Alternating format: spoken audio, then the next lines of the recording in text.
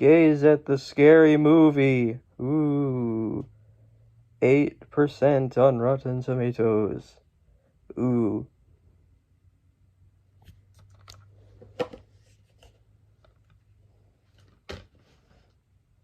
I repeat myself from last year. Who wants to see Jesus? This is my impression of Bingo on the Banana Splits movie poster. So yeah. And yes, I'm going to take this off now. Yay, it's me. Hooray, for frick's sake. Anyways, no, I'm not doing a review on the Emoji Movie. Sorry. Maybe one day, but not now. No, have no interest. So, hey guys, Brady here. Happy Halloween. I'm not going to give you a reason as to why I haven't been making videos. I make videos when I please to. When I want to. Sorry. Now then. Trust me, the next video will be top 10 or maybe a retrospective on a series that I like. Sorry for the massive cough. Anyways, so this is a movie review. Last year, I made the incredibly dumb decision to compare Super Mario to Marvel's Venom in a tag team matchup, a movie vlog, of the Super Mario Bros. Movie and the Venom movie. I was stupid back then. I didn't even know what I was thinking. But this time, I actually have something different. I actually have a scary movie review. And I'm not to be confused with Scary Movie by Keenan Ivory Wayans. Well, yeah. Scary Movie, the franchise. 1, 2, 3, 4, 5. Sirens wailing. It's such a bad sign. Anyways, so it's time for a movie. This is a movie that I planned to do when I said, oh, hey, look at this stack of movies that I have here. We're going to take a look at all of them. And I ended up only taking a look at Pixels, WALL-E, Alvin and the Chipmunks 3, which I still need to do the first two movies. But I will do that at a later time, and I did Space Jam, and I did the Angry Birds movie. And those were all of them, the other ones. The other one was Chicken Run, but I felt like nobody would know the film enough for me to actually do a review on it. I may do it in the future, because, I have a list of reviews and stuff that I'm going to do in the future on this channel, but it's hard to do that, especially in conjunction with Let's Plays and all that, yeah. Just a little bit of a shout-out. Huge shout-outs to my friends, Two-Tailed Kid and G-King, for creating this thing called Furry Cinema. I may have talked about it in part 2 of my Kirby Star Allies Let's Play. More of an in-depth analysis. We watch bad movies, we watch good movies, we sometimes occasionally jump into anime, heated discussions, and all that jazz. We're going through Horror Fest, which is what I came up with the name, essentially.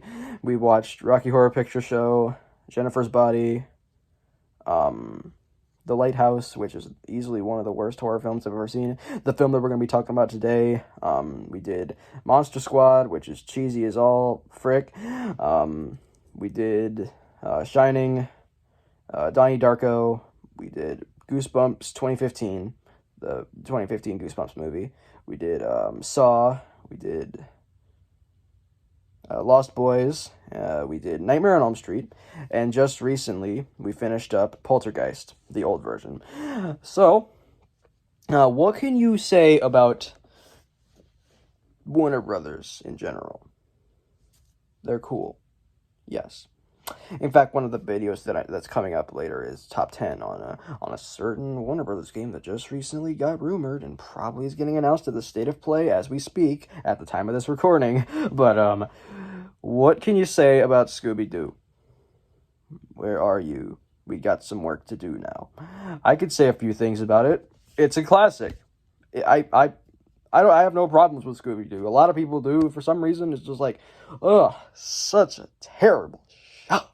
It's up there with some of the worst cartoons of all time. No. Just because Hanna-Barbera is bad at making things does not mean that it'll become...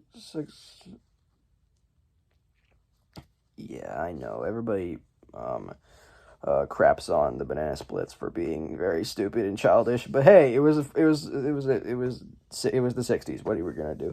However, there's been a lot of Scooby-Doo media. There's been Scooby-Doo merchandise, Scooby-Doo different variations of Scooby-Doo cartoons, like Scooby-Doo Where Are You? What's New Scooby-Doo?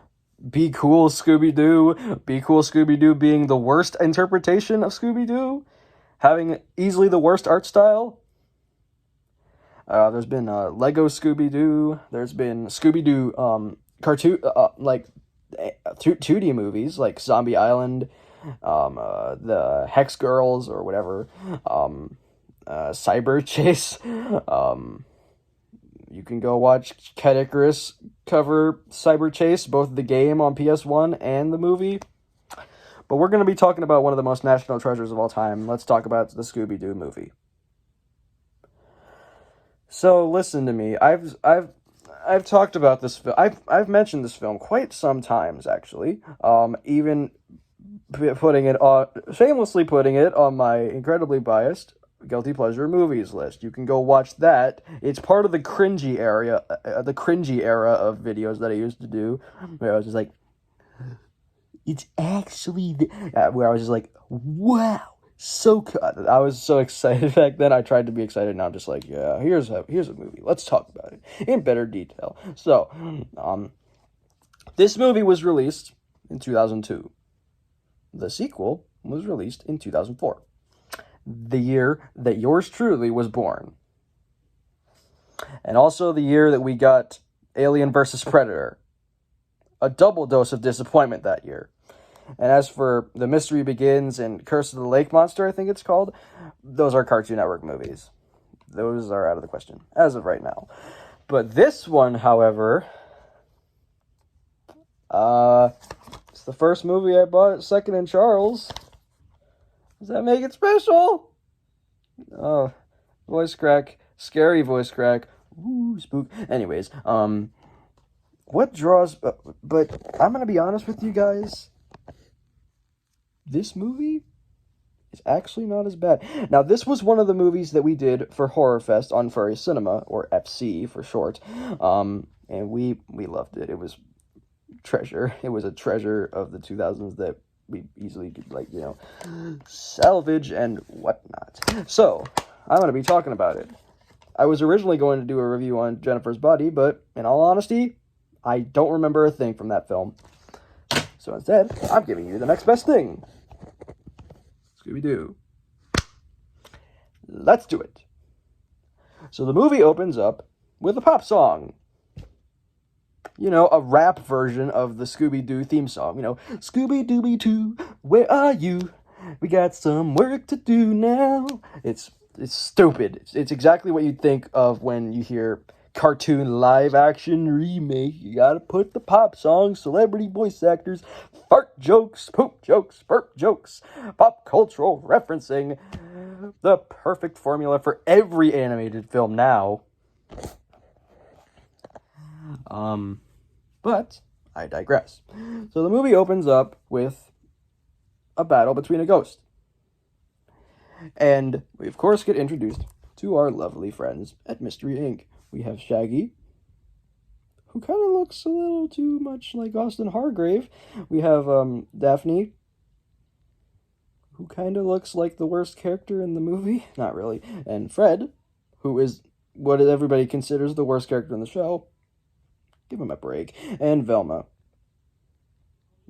She's actually the most faithful character in this movie. And Scooby-Doo, who looks like a gremlin.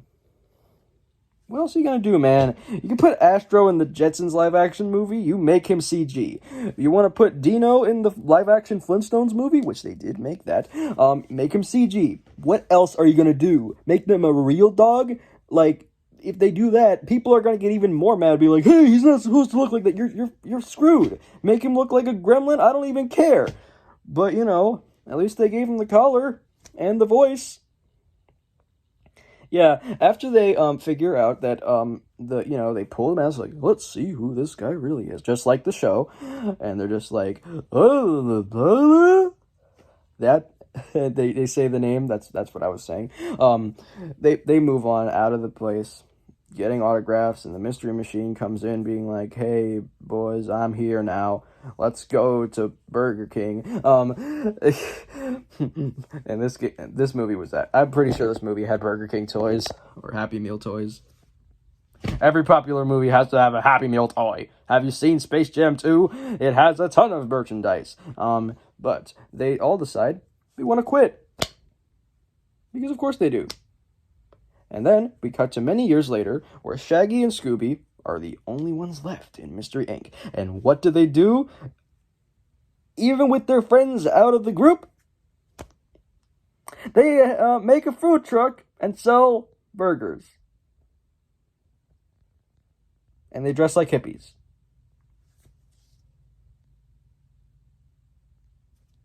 Just kidding. So they get a message to go to Spooky Island, which is an island that is spooky. Yay, haha, friggin' funny. Anyways, sorry for that outburst. But turns out Velma, Fred, and Daphne also got the same letter. And I'm pretty sure it was just to get them back together. Mystery Inc. Mystery Inc. for life. And to Shaggy's knowledge, I don't think they would allow a dog in the airport. So what do they do to Scooby? Dress him like a friggin' grandma. Okay, to be fair, that is friggin' funny. Yeah, there's a lot of silly, friggin' hilarious moments in this film. I mean, there's some that are just like, yeah, is there kiddie stuff in this movie? Of course there is. Of course there's gonna be kiddie stuff in this movie. Much like Teen Titans Go to the Movies. There was a lot of funny stuff, and there was a lot of childish stuff. I mean, I understand. It's Cartoon Network. You're gonna do what you do, But they get on the plane, head to Spooky Island, where Rowan Atkinson, a.k.a. Mr. Bean, waits for them. And yes, Rowan Atkinson was paid to play in this movie. And, Rowan Atkinson is well known for playing as Mr. Bean. Give this man an award for appearing in not only The Witches, but Scooby-Doo.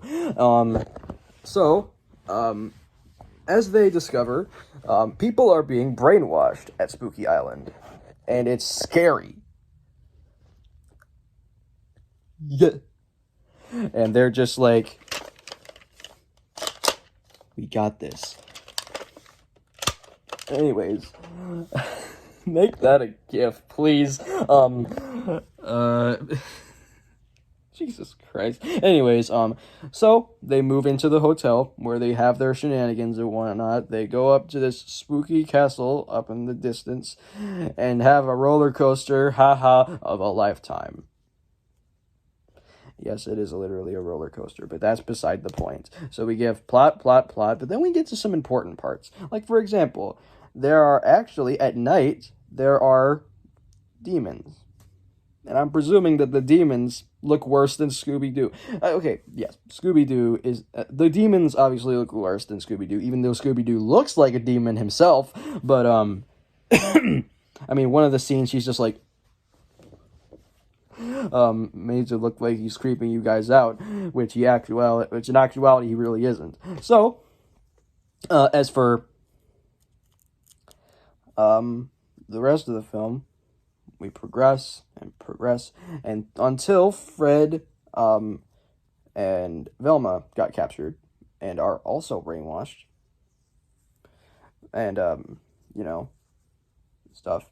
And Shaggy also meets this girl who is also brainwashed, apparently.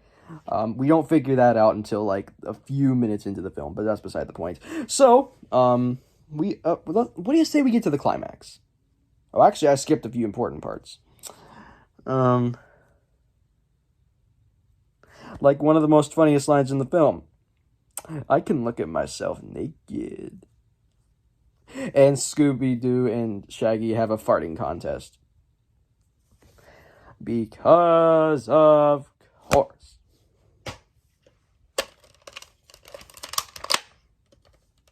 kill yourself. Just kidding.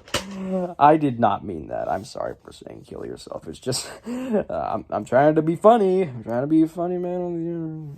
Whatever. So, let's get to the climax, actually. They save the friends, and they have this ritual. A satanic ritual.